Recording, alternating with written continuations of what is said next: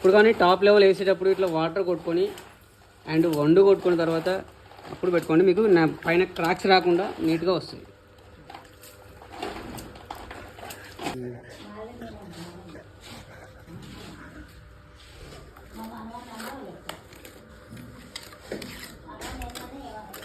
ఇట్లా మీరు మంచిగా నీట్గా వండు కూడా రాసుకోవాలి.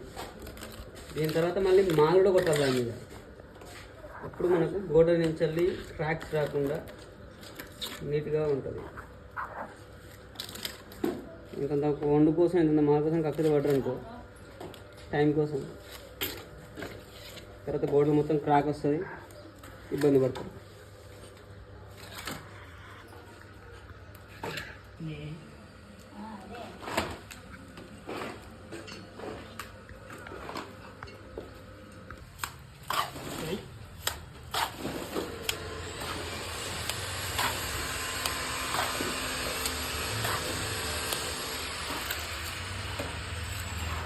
ఇట్లా ఇంజనీర్ సమక్షంలో చేసుకుంటే బాగుంటుంది.